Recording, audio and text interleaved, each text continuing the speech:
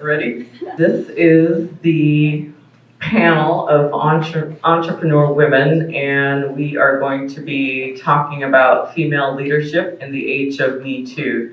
Originally, I had wanted to cover the blockchain, but we are not going to have time to do that, and our questions and conversations around what it means to serve as a leader, as a woman in this age is, that's going to be a lot of good information to talk about and learn about.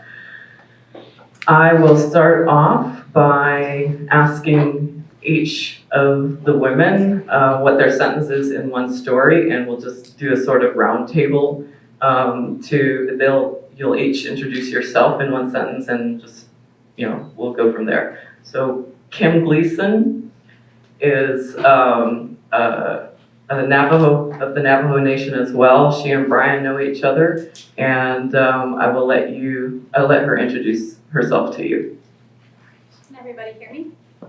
Thank you for inviting me here. Yes, I am from the Navajo Nation as well, registered there in Albuquerque, New Mexico. And I'm very happy to be here. I am a entrepreneur and theater person. I went to school for theater and music, and now I am executive director of Two Worlds, which is a Native American theater and film organization in Albuquerque. And the second organization that I work with is Native Women in Business Summit, which is a entrepreneur conference specifically targeted for and by Native women. Hi, my name is Cheryl, and I grew up in a historically Mennonite community. I can play the genealogy game great, and I'm currently a director of human resources for a 270-room hotel in Cleveland, and have a consulting business helping entrepreneurs navigate the rocky waters of people management. Okay, next question is, in one sentence, why did you agree to be on this panel?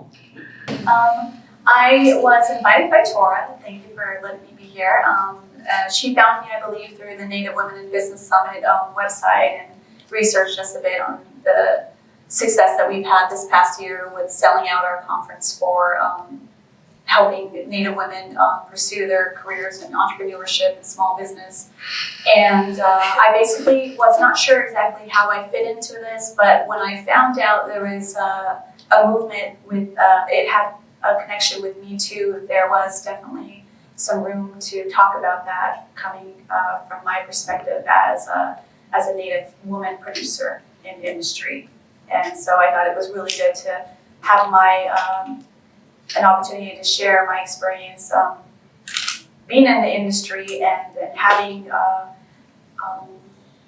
being in the Western culture, I guess, in the Hollywood industry. We are very, we're not accepted. And as Brian's interview was talking specifically about stereotypical roles in Hollywood, it's very rare for a Native woman to succeed in directing or producing. And so that's why I wanted to join today's conversation.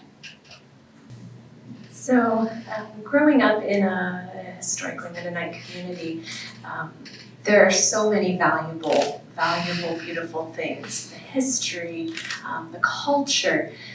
But if you don't shine a light on the darker things, I feel it negates some of the value of the culture.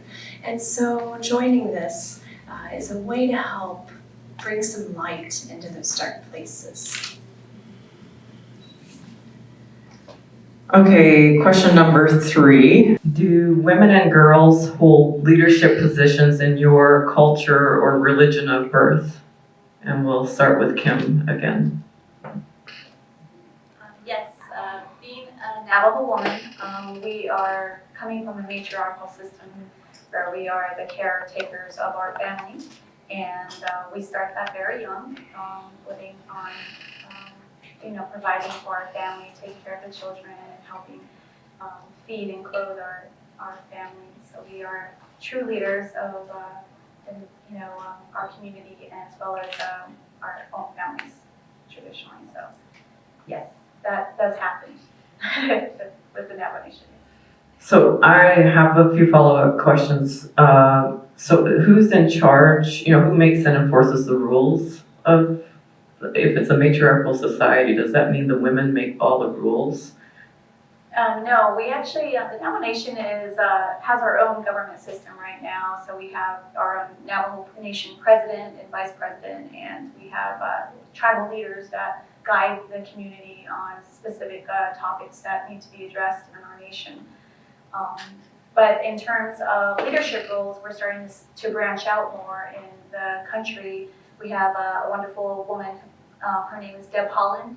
She is not Navajo, but she is from the Pueblo Sandia, and she is a really big inspiration right now to all Native women because she is going to hopefully become the next United States Congresswoman.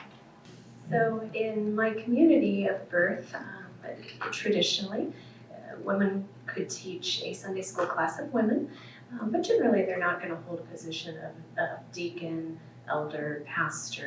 I believe in parts of the Mennonite church that's changing now, but I've been out of the church for a bit, so I'm not quite sure.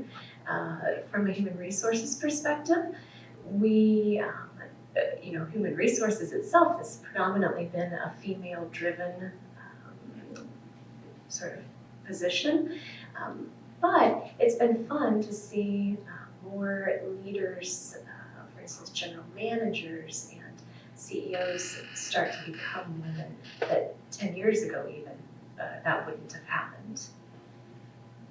My sentence in one story, actually, Galen Gingrich, our keynote speaker for today, included that in his talk. So if you heard that, it's the one sentence. I was raised Amish and literally escaped in the middle of the night at age 15. I didn't tell anyone goodbye. I didn't know if I'd ever see my siblings, parents again. And I left with $170. That was it. After that, I ended up with a couple uncles on my father's side, Harvey Bell and Amish Bontrager. One of them lives in Montana, Harvey Bell. That's who I stayed with during the first half year of my escape, and within 3 weeks, less than a month, he began to rape me, and that continued until I figured out how to escape once again, because the first night, after the first occurrence the next day, he told me, you can never tell anyone. If you do, I'll kill you. And he meant it. So that ultimately bought my silence. And I was held hostage in his house. That's how it felt like to me. He was divorced, and I had nowhere to go. And I knew if he felt threatened, if I tried to leave, say I want to go somewhere else, I feared for my life. Eventually, I came up with a plan to go to my Wisconsin uncle, Enos. He was married, had a couple kids, and I thought, that would solve the problem. And as soon as I got there, the first time his wife went on an overnight business trip, he did the same thing. And at that point, I thought, one of the thoughts that ran through my head was just, I guess this is just what uncles do. And once again, I couldn't go anywhere else. I had no full-time job. I was dependent on staying with somebody, offering me housing. And the only money I could earn as a 16-year-old going to school, high school for the first time, I could only work after school hours, and I worked in my uncle Enos' furniture shop after school hours. So I was dependent on the person who was raping me. I was dependent upon him to stay alive, and to have any chance at eventually getting back to the path, getting back, on track to actually live the life that I wanted to. It was either endure it and try to figure out a way out or kill myself. And I wanted to live the life that I dreamed I could have when I was a little kid. The reason I escaped was to be able to travel the world and learn other languages, go to school, and just be able to make my own choices. And it was tough, to say the least. And this is one of the reasons why I wanted to do this panel of women entrepreneurs, is that it ties into my view that we need to empower women, we need to empower girls, and teach them how to build their own businesses so that they're in control of the money and they can call the shots. And entrepreneurship is one of the best ways I feel that girls who come from communities or backgrounds that are anti-education, you don't have to have an academic education to become a successful entrepreneur, and to find someone who will teach you that, and that is one of the focuses of the nonprofit, is to focus heavily on female-driven entrepreneurship as a way to help them help themselves. And it's going to take a lot of work, many years, but I'm hoping it'll go faster than I'm thinking it will. Okay, our next question is, how do you feel about MeToo? Wow. When I was starting out in performing arts, I started wanting the whole dream of being an actress, and it was going to be a challenging thing for me because I was a Native American actress, and there were no, well-known famous actresses at the time, and I did pursue specific auditions to kind of get into the industry right away. One of them happened to be Disney, and they had these Disney cruise ships that would go throughout the around Florida and around different areas of the country, and I was asked to come and audition because they wanted to audition me specifically for Pocahontas. And I was like, okay, well, I had a very supportive mother who followed me throughout my education, protected me from situations that could have led me down a difficult and hard road. But she said, well, let's go to this audition and see what they say. And I went to the audition, very hopeful, young, and hoping that this would be the dream that I was seeking. And they were, sitting among a table like this, just like that, businessmen. And, I auditioned for them, and I thought it went pretty well on my perspective. And the first thing they said was, and I was about, 17, 16, and I was maybe like 100 and, 20 pounds or something, and they asked me if I could drop some more weight. That's the first thing they asked me, and usually with most cases, people would say, thank you for coming to audition, you traveled a long way to come audition for us. But no, the first thing that they said was, can you drop weight? And I was, that was my first experience with the industry, and I, took that in and left right away and realized that, this is the steps that I was taking if I really was serious about being an actress in the commercial scene. That was one of the first experience. Second experience that I've had, and being a Native woman, I have always sort of been targeted as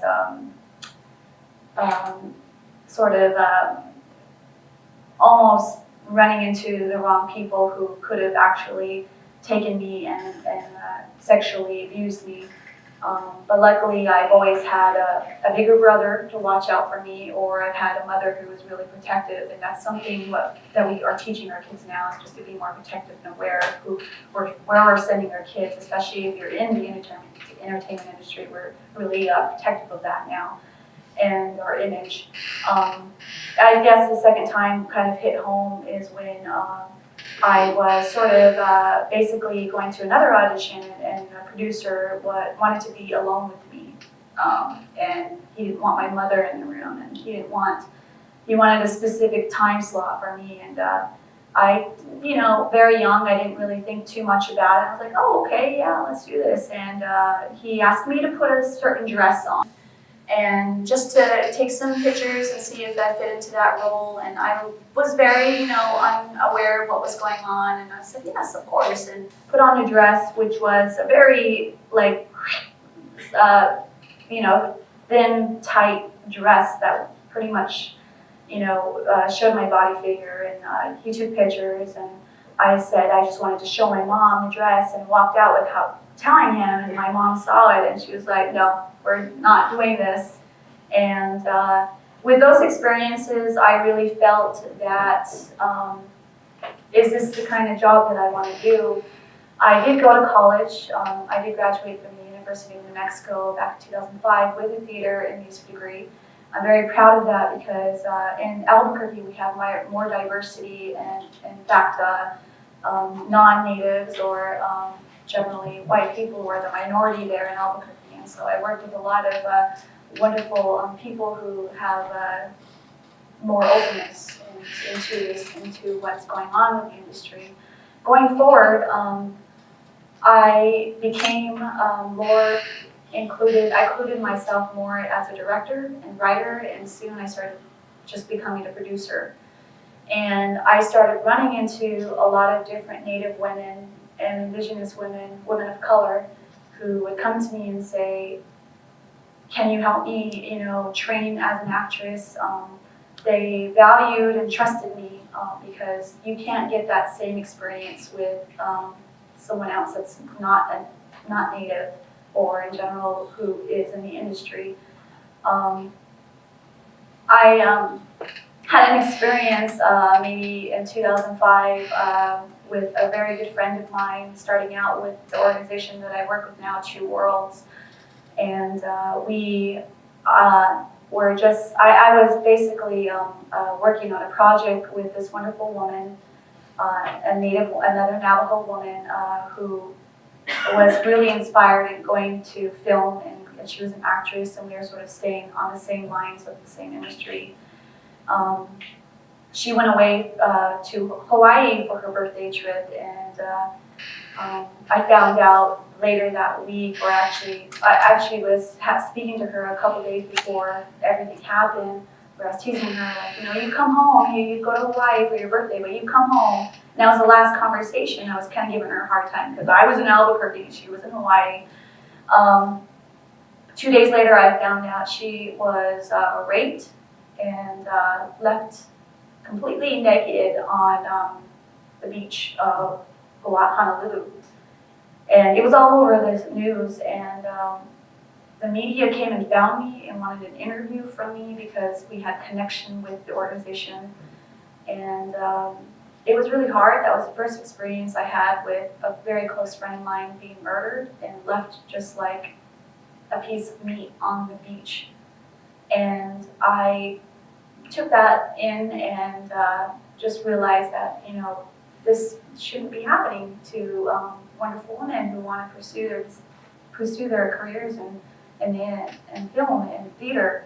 So it's sort of been my mission to tell stories for and by Native people, and trying to change a little bit of the industry and how they perceive us with stereotypes. And as Brian Young had mentioned before, there is a huge problem with that. And I am one woman, but I am not afraid to take the steps to make a change in the system. I've always been a big advocate of, in order to change a system, you have to be part of it to break it. So that's one of my experiences. So me too. We talk a lot about secrets, and I know from my own life how detrimental secrets can be. And I think the MeToo movement has been fabulous for shining some light into those secrets. where you say, there are other people out here who had that experience, who experienced what I did, or what my family member did, or what my cousin did. And there's beauty in that movement coming forward and saying, hey, this is happening, let's acknowledge it, let's not hide it anymore. In human resources, I have to say I love the MeToo movement because it's a great talking point with employees. If someone comes, oftentimes they say, I don't want you to do anything about it, I just wanted to let you know that ... And to be able to have a sort of a hook to hang your coat on and say, okay, well, you know that Me Too movement, you're not alone. And we can't just brush that under the rug. I can't just know about it. It's really important that we do something. Let's do an investigation. Let's find out the truth. Should we suspend this person until we can come to the bottom of this? Will that person lose their job? Will they not? And being able to have a broader discussion has so much value in all of our lives.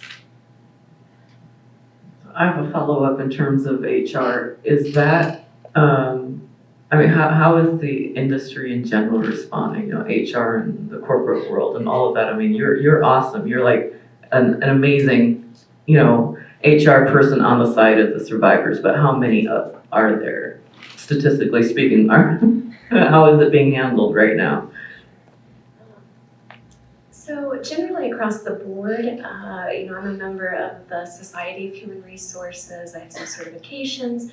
I often get emails from other HR professionals saying, hey, whoa, what do we do about this? So I'd say it's a growing trend in the industry that companies realize, oh, wait, we can't just, again, brush this under the rug. If we ignore this, there are going to be consequences. And oftentimes it's the HR department who is sort of standing there saying, hey, if you ignore this, you have this weight of a movement behind you that is not going to be profitable for your company and certainly not good for your people. That's awesome. Okay, question number 5. What does entrepreneurship have to do with female leadership or empowering women and girls? Kim? I guess I want to just kind of touch on the first experience I've had with entrepreneurship, and that was probably when I was 8 or 9 years old. I didn't come from I came from a very poor family, and so we had to make sure that we were understanding of what money is and how to be responsible with it at a very young age. And my mother was able to kind of teach me those skills through selling cupcakes as a little girl and making my money that I needed to go about school and certain things that I needed. I think that because of that experience, it's really important for me to be in this leadership role for younger women, especially now being a mother. I want to make sure that I am a good example for younger generations that want to pursue a better life. And whether or not you're on the reservation or off the reservation, you have an opportunity to grow and to give back to your community, which is most important. So that's what I wanted to do, and I wanted to make sure that whatever I pursued, whether it was going to be professionally or just for the nonprofit organization that I work with, it was important for me to give back and to share the resources and the technology and the cameras, even if it's just my time. It's valuable because we don't have funding for Native American film, and we don't have enough funding for especially theater. And we have a lot of stories to share, and a lot of those stories are being told by non-natives, and it's important for us, for our people, to tell our stories.